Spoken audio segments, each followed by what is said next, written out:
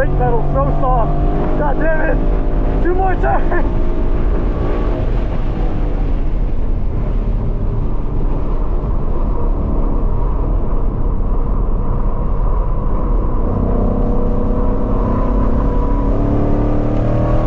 Come on, RSX, go!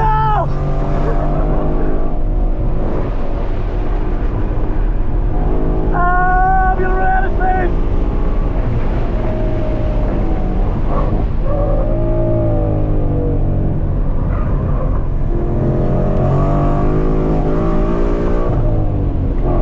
Oh my god, I missed the gear! A 205 and I missed third!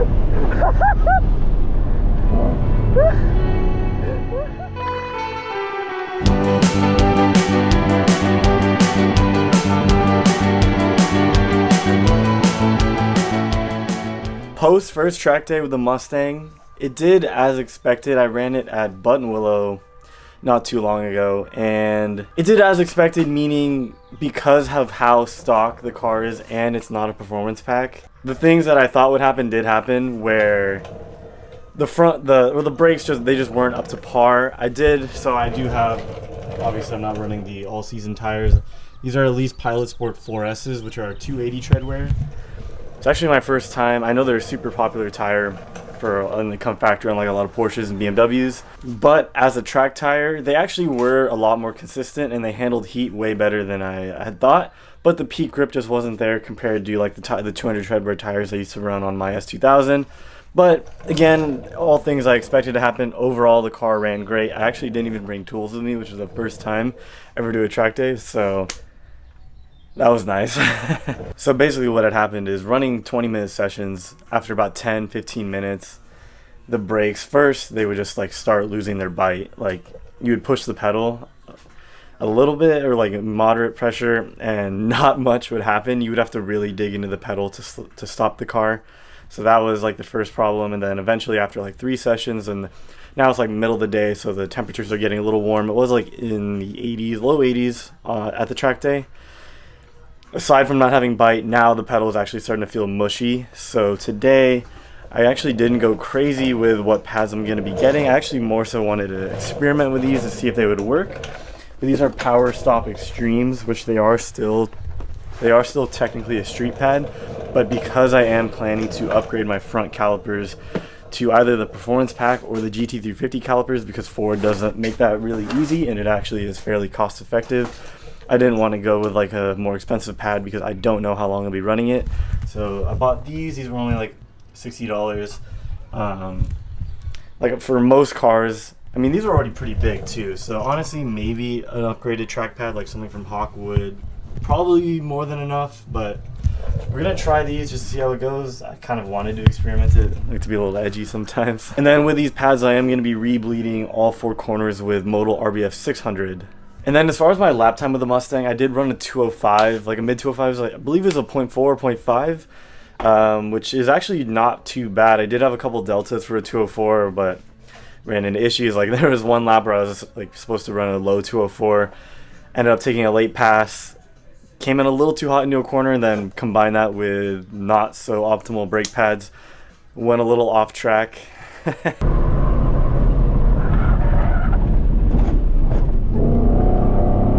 But actually, this car, the one thing I did notice was that it is so consistent and so like predictable in how it handles.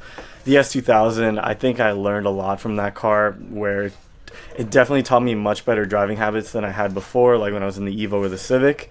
So after driving the S2000, like handling this big, heavy car, I was a lot more confident in it. I actually was originally putting this car into track mode, like there's like a driver mode selection. I'd put it into track mode, and I assumed, because it says on the dash like TC off or something, but I would actually I started noticing during the lap that it was cutting power. So on Mustangs, I guess you have to put it into track mode.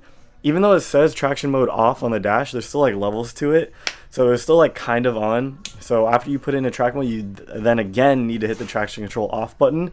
And then all aids were off. And once I actually did that, I realized that, then I actually was able to put more power down and the car was putting down a faster lap. But all said and done, a 205 is not bad for a car. Again, on stock shocks, stock alignment, it just had wheels, tires, and a catback exhaust, and that was it.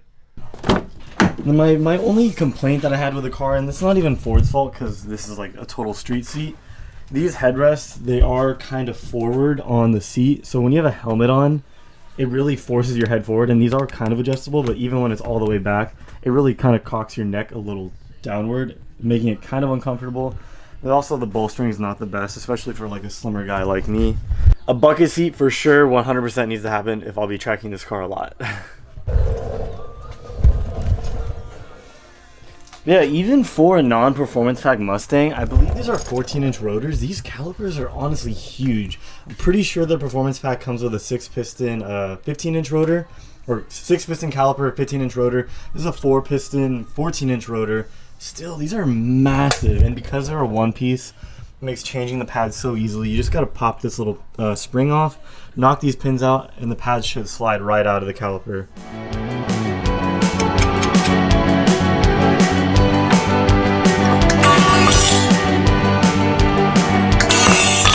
So I just pulled out the factory brake pads. I just wanted to show you guys this because this is how you can tell that they did like really overheat. So these are the brand new pads. Like they're pretty matte finished. It just looks like a normal brake pad. You can see on my factory pads that I just pulled out, they're actually glazed over. Not terribly, but like a pretty solid amount. So that's why they were losing their bite. It's definitely overheated.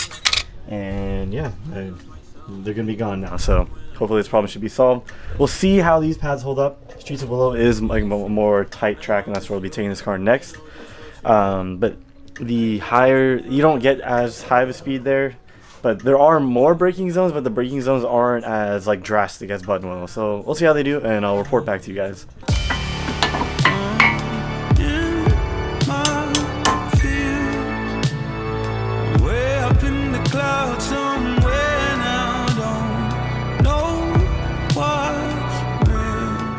So on top of the brakes being, or the front pads being glazed over, I am bleeding my brakes by myself right now, so it is a little bit more time consuming, but I have been watching the bubbles. I'm still doing my first caliper, which is the rear right. There actually has been like a very consistent amount of bubbles coming out for maybe the last 5 minutes or so. Fortunately, I don't have anyone here to push the pedal for me to make this a lot quicker, but I could definitely feel those bubbles, so this should, I honestly think that this fluid and a slightly better than stock pad should be plenty fine for like a stock suspension car, no aero or anything, but we'll find out.